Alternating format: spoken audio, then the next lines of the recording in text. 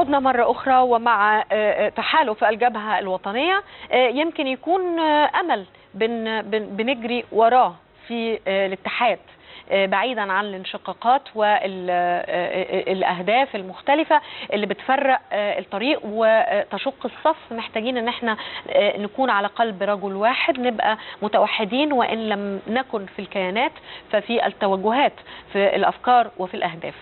المستشار أحمد الفضالي، ممكن تكلمنا عن هذه الأسماء؟ هل كانت ليها مشاركات بالفعل؟ سمعنا عن مشاركة الدكتور كمال الجنزوري، سمعنا عن اجتماع كان أول أمس مع عدد من الشخصيات السياسية والحزبية في مكتبه استمر لعدة ساعات، كان منهم دكتور عصام شرف ودكتور يحيى الجمل، دكتورة فايزة أبو النجا، أستاذ أسامة هيكل وزير الإعلام السابق، اللواء أحمد جمال الدين وزير الداخلية السابق. خلينا نقول حاجة مهمة. الحقيقة هو طبعا الدكتور كمال الجنزوري ليس له علاقة بتنظيم أو ليس له طرف في أن يكون منسقا أو رئيسا كما أشيع. ده الكلام ده غير صحيح يعني الحقيقة. لكن في الشخصيات الوطنية حينما تقدم لمصر فلا تنتظر أن يذكر اسمها أو تشكر، لأن بيعتبروا أن ده عمل قومي ووطني هم عايزين يأدوه حبا في البلد. وبالتالي انا بقول برضو ان الدكتور كمال الجنزوري ليس له علاقة، يعني هذا الكلام بعضه على عهدة الوطن يعني، لكن هو بالتأكيد في يعني في نوع من الحميمية وفي نوع من الدعم والمساندة، في نوع من احتواء الفكرة يعني. والخبرة لها ثمن، الخبرة يعني لها أهمية. هناك شخصيات كثيرة بتعمل خلف الكواليس عشان مصر. احنا اعتدنا اللي بيعمل حاجة بيظهر عشان يفتخر يقول انا بعمل كذا، لكن انا الحقيقة عايز احيي شخصيات وطنية من غير ما اذكر اسمها، انها حابة ورافضة انها يذكر اسمها، انها بتعمل ده عشان مصر تنجح وتقفز على هذه التبوة. وللأسف لأنه دلوقتي في ناس بتاخد الأسماء وتحسبها على بالظبط أيوة توجهات أو على يعني هو ليس محسوبا على هذه الجبهة، ليس محسوبا. ده شخصية وطنية وقامة الحقيقة بنعتز بيها دكتور كمال الجنزوري. بالظبط. ولذلك هو قال لي حاجة ساعات المستشار لما بقول له حضرتك يعني أنت عامل الجبهة دي، قال لي لا ده انا فقط وجودي فقط، ده انا راجل اقتصادي، والا انا ممكن في يوم وليله انشئ حزب. قال لي كده، قال لي لكن ليس له ليس عن اني انشئ حزب، ليس له رغبه في ان ينشئ حزب. لما الراجل ده الحقيقه يعني له باع كبير طبعا قوي في عمليه، وهو الان مستشار اقتصادي رئيس الجمهوريه على ما اعتقد. بالظبط. وخلينا نتكلم على الاطراف التي هي بالفعل في هذه الجبهه. عدد كبير من السادة الوزراء الذين لهم بالفعل باع طويل في خبراتهم السياسية، وقدموا على مدار أكثر من 3 أشهر ونصف مجهودا رائعا في التوفيق بين الأحزاب السياسية.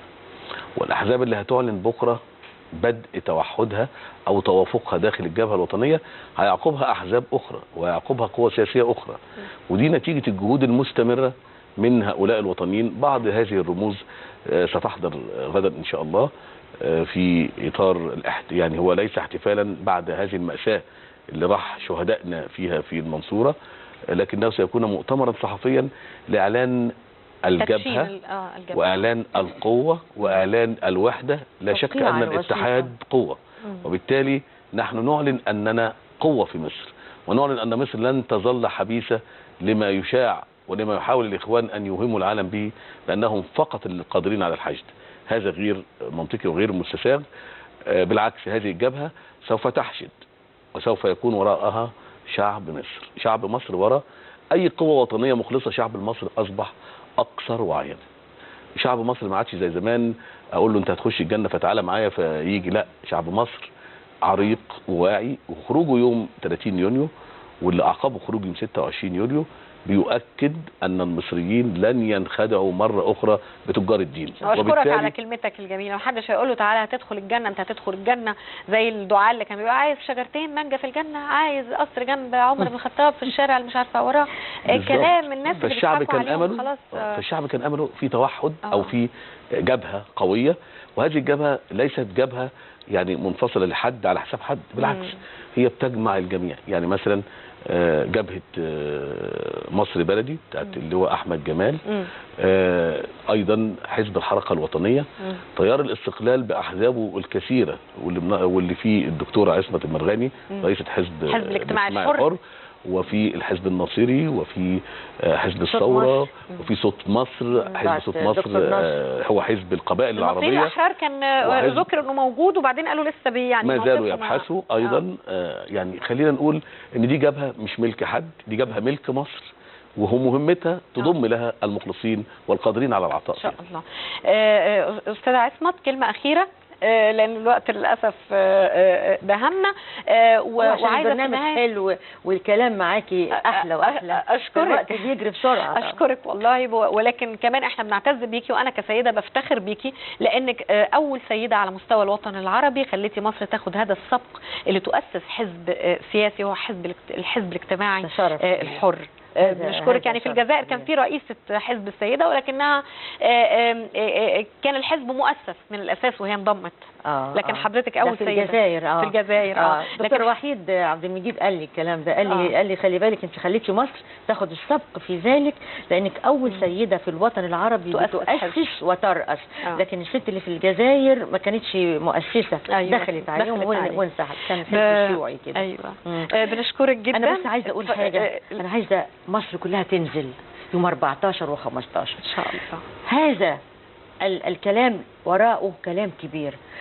انت بتنزل علشان كرامتك، كرامة المصري في أرضه، كرامة المصري في أولاده.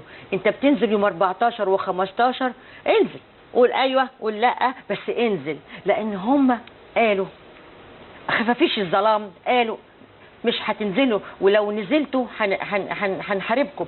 احنا ما بنخافش وهننزل علشان نكمل الخارطة الطريق، عشان نكمل ثورة 30 يونيو، ونقول احنا كل الدول تستحق مصر أن تفخر بأن هناك مسار ديمقراطي اكتمل تماما بهذا النزول 14 و15. أنا أشكركم جدا. بس كلمة أخيرة بس عشان الجبهة بكرة. أنا بدعو كل المصريين إلى مؤازرة هذه الفكرة في الوحدة من أجل مصر. محتاجين الوحدة عشان نواجه الإرهاب، محتاجين الوحدة عشان نقول نعم للدستور، محتاجين الوحدة عشان نغطي المرحلة الانتقالية بسلام ونعبر بمصر بالفعل إلى ما بعد الانتخابات البرلمانية والرئاسية. يا ريت المصريين يأيدوا الجبهة الوطنية التي ليست ملكا لأحد إلا الشعب المصري. حقيقي. وفي النهاية بشكركم المستشار أحمد الفضالي رئيس تيار الاستقلال، والمحامية الأستاذة عصمت مرغني رئيس الحزب الاجتماعي الحر، وأنتم الاثنين في الجبهة الوطنية. غدا اللي هيتم تدشينها صباحا، وبالتأكيد أنه في تاريخ كل دولة مراحل بتمر بها بتستدعي يعني المواقف التي تتسم بالمسؤولية والروح الوطنية وإنكار الذات. ولا شك أن مصر في هذه المرحلة بتمر بهذا الموقف تحديدا في تاريخها الطويل، ربما لأول مرة. شكرا لكم، وبندعو للجبهة الوطنية أنها تكون فعلا نقطة انطلاق للاتحاد، وفي الوحدة قوة. إلى اللقاء غدا ونبض القاهرة.